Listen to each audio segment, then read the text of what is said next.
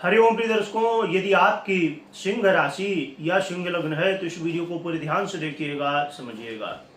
इस वीडियो में हम समझने वाले हैं कि ये जो परिवर्तन होने जा रहा है, ये परिवर्तन आपके जीवन में क्या प्रभाव डालेगा, और ये परिवर्तन को समझना बहुत जरूरी है क्योंकि ये शुक्र का परिवर्तन होने जा रहा है। और शुक्र का परिवर्तन वैसे तो 20 से 25 दिन में होता रहता है, थोड़ा बहुत इधर उधर होता है, परंतु ये 20 से 25 दिन में जो परिवर्तन होता है, परंतु ये जो परिवर्तन अभी होने जा रहा है 24 अगस्त 2024 को, और यहाँ पर कुछ विशेष स्थितियां हैं, उन्हें भी हम समझेंगे क्योंकि ये जो शुक्र का परिवर्तन है बहुत ज़्यादा गहराई से समझने की आवश्यकता है। क्योंकि कई बार क्या होता है कि हम समझते हैं, जैसे हम चंद्रमा की बात करें तो 2.25 दिन में इनका परिवर्तन होता रहता है, परंतु 2.25 दिन क्या, 1 सेकंड भी बहुत बड़ा रोल निभाते हैं हमारे जीवन में बहुत कुछ बदलने का, क्योंकि एक क्षण में ही बहुत कुछ बदल जाता है। इसलिए 20 से 25 दिन के लिए शुक्र यहाँ पर रहेंगे, 24 अगस्त से लेके अगस्त से 19 तारीख सितंबर को, यानी कि वही 20 से 25 दिन 26 दिन का ये जो समय रहेगा, ये बड़ा महत्वपूर्ण क्यों है ये समझते हैं, फिर क्या फल मिलेगा, फिर उपाय क्या करने ये समझेंगे। अब शुक्र जाएंगे कन्या राशि में 24 अगस्त को। एक तो ये शुक्र हो जाएंगे नीच के, और शुक्र नीच के तो हो ही जाएंगे, परंतु यहाँ पर स्थिति क्या है कि कन्या राशि में केतु पहले से विराजमान है, बैठे हुए हैं, ठीक है। तो यहाँ पर लंपट योग का निर्माण हो जाएगा, और राहु की भी दृष्टि शुक्र के ऊपर होगी। दैत्य गुरु शुक्र के ऊपर राहु की दृष्टि, और साथ में मंगल की भी दृष्टि, मंगल जैसे उग्र ग्रह की दृष्टि, और मंगल की दृष्टि 26 अगस्त से होने वाली है, क्योंकि 26 अगस्त को मंगल मिथुन पे जाएंगे। और वो भी मंगल जैसे ग्रह, और पर एक अच्छी बात यहाँ पर प्लस पॉइंट भी है कि देवगुरु बृहस्पति जैसे ग्रह की भी दृष्टि है। ये बहुत बड़ा प्लस पॉइंट है, इसे भी आगे हम समझेंगे तो जिससे समझ पाएंगे कि इसका बेनिफिट हम कैसे ले सकते हैं। तो कहा जाए तो राहु की दृष्टि, मंगल की दृष्टि, देवगुरु बृहस्पति की दृष्टि और केतु के साथ भी युति, तो ये कई तरह की स्थितियां बन रही एक ग्रह के परिवर्तन से। अब यहाँ पर हम समझ लेते हैं कि प्रभाव क्या मिलेगा, इसे थोड़ा गहराई से समझिएगा, क्योंकि यहाँ स्थितियों में जो परिवर्तन हो रहा है ये आपके लिए बड़ा महत्वपूर्ण इसलिए भी हो जाता है क्योंकि देखिए, जीवन में जो भी हमने प्राप्त किया है या प्राप्त करेंगे वो हमारे कर्मों का ही फल होता है। तो कर्म के ही अधिपति आपके शुक्र महाराज हैं, और आपके धन के भी अधिपति शुक्र धन के भाव में गोचर कर रहे हैं, और आपके साहस के अधिपति शुक्र हैं।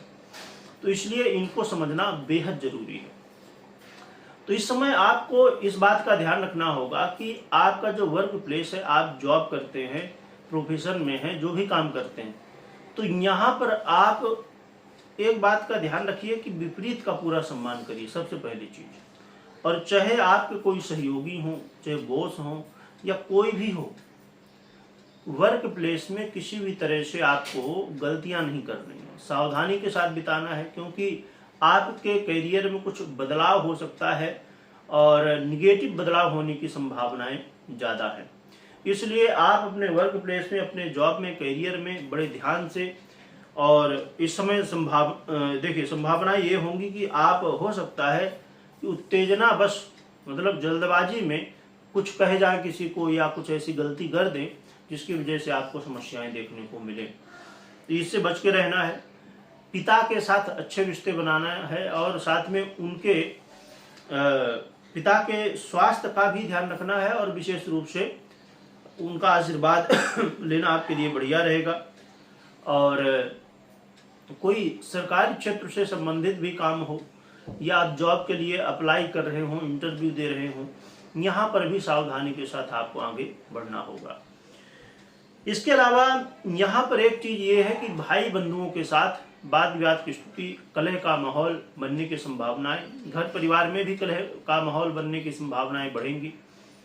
और यहाँ पर जैसे मैंने अभी कहा कि वाणी में बहुत ज़्यादा कंट्रोल, चाहे वर्क प्लेस हो या अन्य क्षेत्र कहीं भी हो, तो अपने वाणी से संबंधित स्थितियों को समझना होगा कि आप क्या कह रहे हैं, अभी फ्यूचर में क्या इसका प्रभाव होगा। क्योंकि कई बार ऐसी स्थितियां होती हैं कि आप कहते अभी हैं पर बाद में प्रभाव दिखता है, सामने वाला बुरा मान गया, आज कुछ नहीं बोला, और फिर आने वाले समय में वो बदला लेने के लिए अपनी तैयारी करता रहता है। इसलिए वाणी में बहुत ज़्यादा कंट्रोल रखना होगा।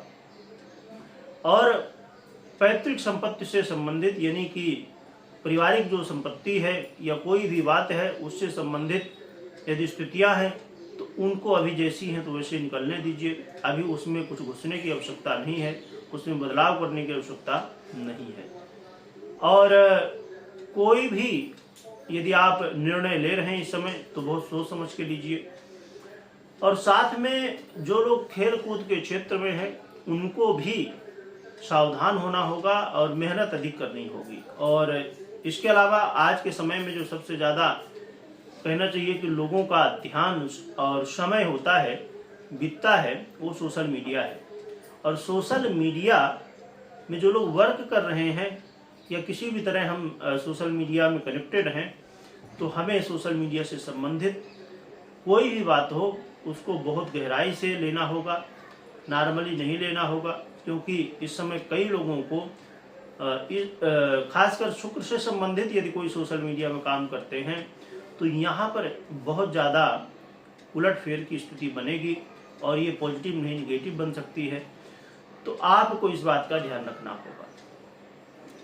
और इसमें मंगल जैसे ग्रह की जो दृष्टि है ये अपने आप में ये बता रही है कि आपको इस समय उत्तेजना, क्योंकि मंगल का एक बड़ा ही कहना चाहिए कि प्रभाव है कि मंगल जल्दबाजी बहुत जल्दी करवा देते हैं, है ना। तो जल्दबाजी से थोड़ा बचना होगा। कोई भी स्थिति हो, चाहे आप व्यापारी हों, चाहे कोई आप डील कर रहे हों या कैसी भी स्थिति हो, किसी भी तरह की स्थिति हो, तो जल्दबाजी बिल्कुल नहीं करना है। और वैसे भी 26 तारीख से मंगल जो है तो मिथुन में आ जाएंगे, तो आगे हम उनका भी प्रभाव आने वाले सीरीज में जानेंगे।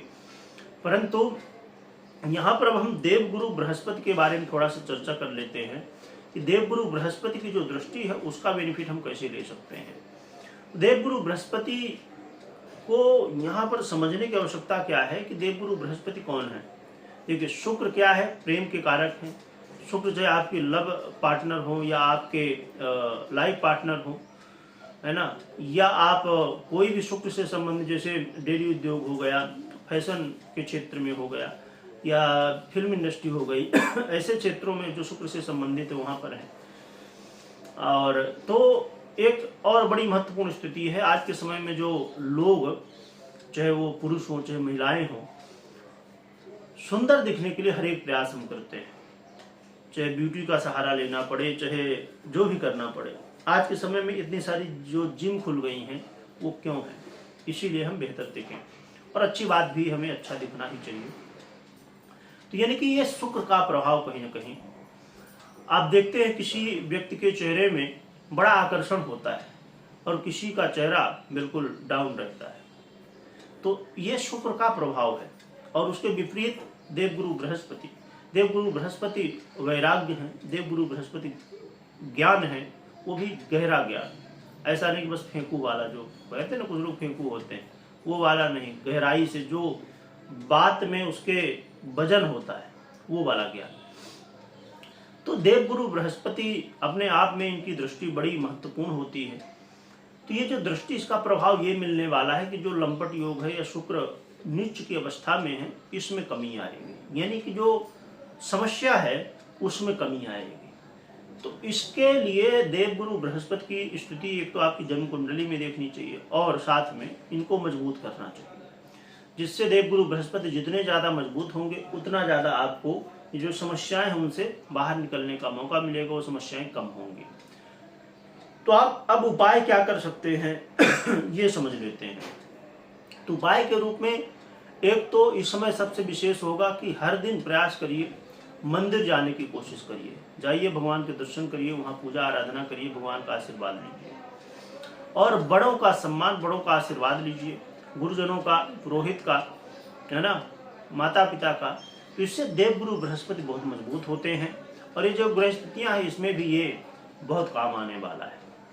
साथ में आप भगवान राम और माता सीता, मतलब पूरे राम परिवार के, राम दरबार जो है पूरी, उनकी सभी की आराधना करें। हनुमान जी हों चाहे लक्ष्मण जी हों, तो सभी की आराधना करें।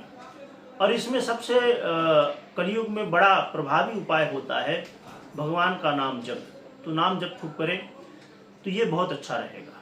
तो ये आप कर सकते हैं। ये एक तो मंदिर जाना है आपको और दूसरा पूरे राम परिकर की पूजा करनी है, आराधना करनी है। तो इससे आपके जीवन में जो समस्याएं हैं वो दूर होंगी।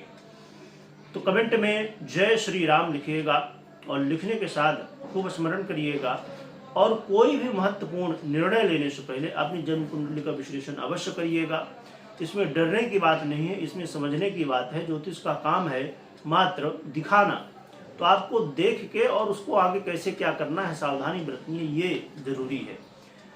क्योंकि देखिए ये गोचर का प्रभाव जो आपने अभी मुझसे सुना, तो इसका आधा प्रभाव इसका और साथ में जन्म कुंडली का आधा प्रभाव, तो दोनों एक दूसरे के सपोर्टिव हैं। मतलब ना तो जन्म कुंडली स्वतंत्र है ना तो गोचर स्वतंत्र है।